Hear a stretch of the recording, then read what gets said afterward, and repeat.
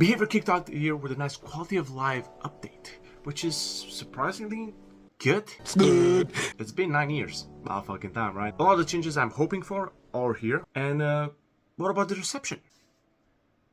Surprisingly good. I mean, that's the first time ever. This is what happens when they actually listen. I know a lot of YouTubers already jump on this like it's the last hooker on the block, but I haven't watched it yet because my opinion is the best opinion.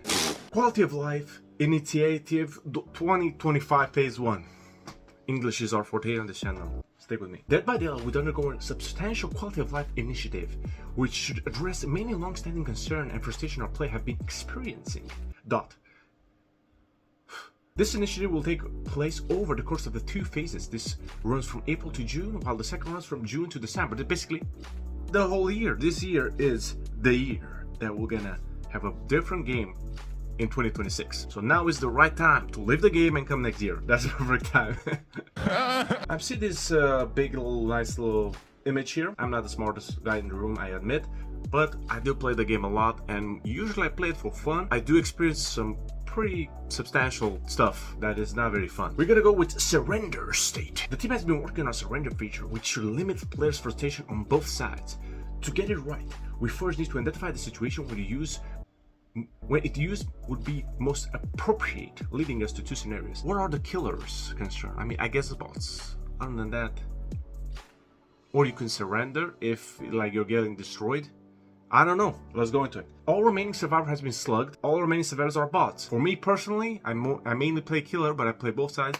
It never happened where all the survivors are bots. For me. So this is gonna be extremely rare. For me. However, when it comes to the survivor, this is extremely important. Okay, we are down, everybody. Our asses are cooked. We admit defeat.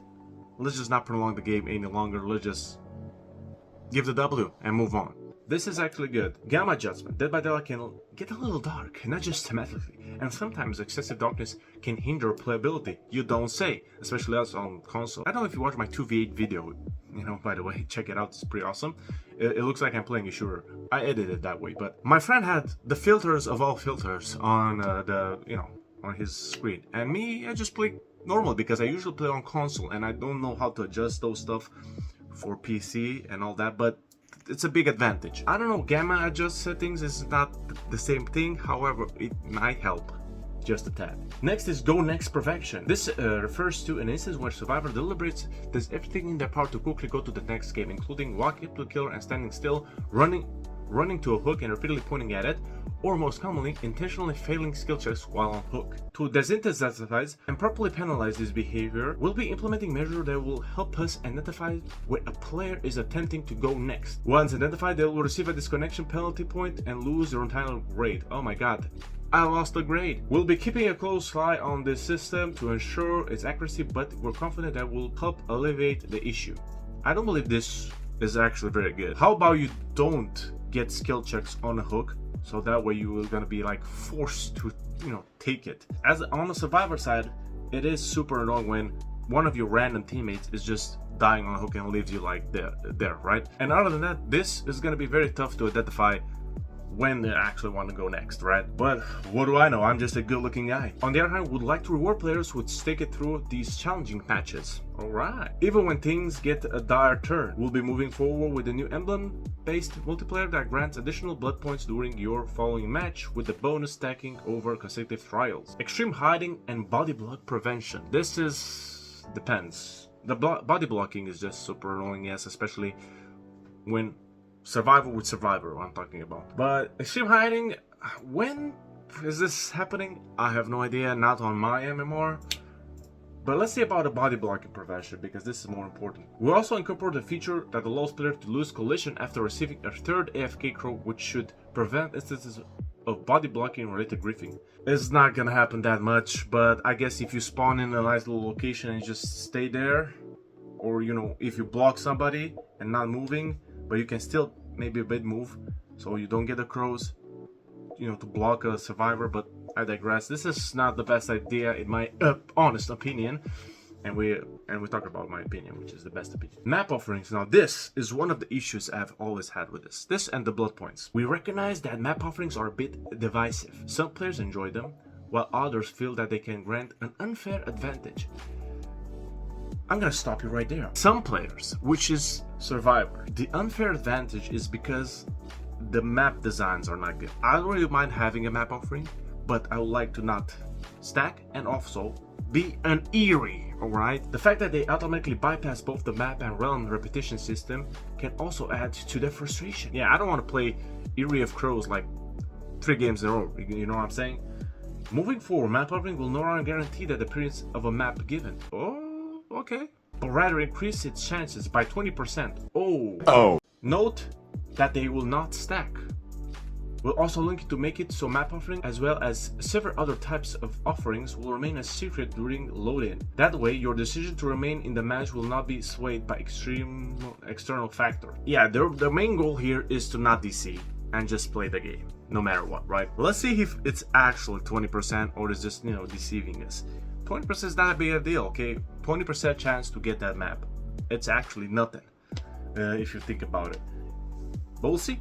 I guess we'll see. Spawn rules. Survivor's spawn placement can be significant impact on the trial's outcome, and observation that has been repeatedly recognized by our community. It becomes clear that survivors spawning separately and thereby covering more ground will allow them to gain a notable advantage in completing their objectives. How about as a killer you remove that stupid offering that will make survivors split?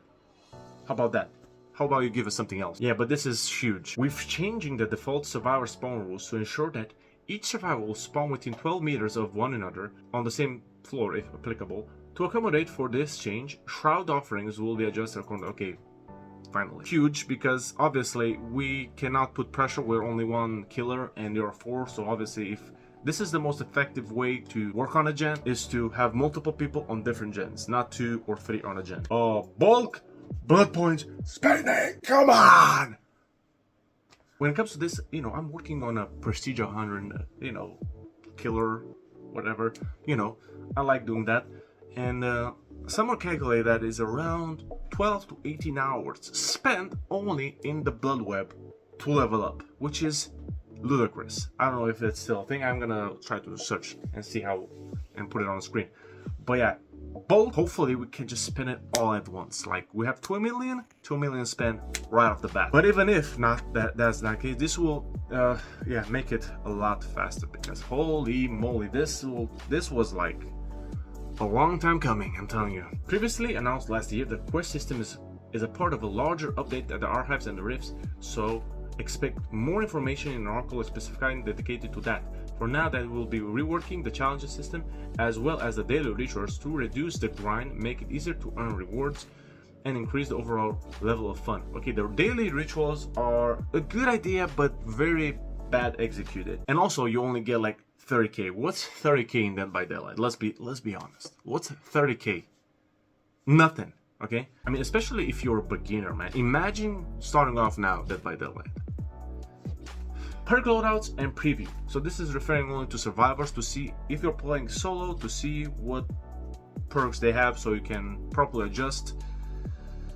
Yeah, this is just for soloing, which is pretty good. We believe that these changes will be an overall benefit to Dead by Daylight health, furthering established a positive gaming environment to all players. We'd like to thank you for the patience and understanding during this time. We'll be back with the University broadcast in May to recap Part 1 and provide deeper insight to Part 2 of our roadmap, so keep an eye for another announcement. Okay, I'm gonna stop that. In the meantime, we're looking forward to hearing your thoughts and feedback. Thanks for spending time in the fog. That's by the light team. Okay? Pretty good. Let's just look at the... they haven't looked to Phase 2. We only read Phase 1. So, in Phase 2, it's going to be anti-slugging, continued improvements, anti-tunneling, anti-camping, MMR update, and map and key item balancing. Alright. And quality of life, keyboard and mouse on consoles. I mean, I guess it's not big a deal, but still pretty good. Custom game improvements, accessibility improvements, prestige rewards. You know what I'm gonna do? I'm gonna keep everybody at 99 if possible. That's actually pretty good, pretty smart, right? And reduce logging steps. Okay, just one button, and you're in the game. This is pretty good. All right, but anti-tunneling, this is obviously, hopefully something that will, you know, promote killers to go for different survivors. Hopefully this will roll more for the chases and for hooks, not for the kills. I'm just hoping, okay? Nobody wants this to be all about the kills because it will be just a slugfest, nobody's having fun, and it's super sweaty. How about we just promote chases, okay? And fresh hooks. This is good, I hope so. But yeah, this is my 2 cents about this. Let me know in the comments down below if you agree or you already excited for this. It's never been done before by them, so this is a huge thumbs up for me. I mean, from me. We'll see how they will execute this, because it is a very talented team. All they need to do is just listen a bit, and that's it. And from the looks of it, they are listening. That's all for me, guys. Really appreciate your time, and I'll see you next one. Take care.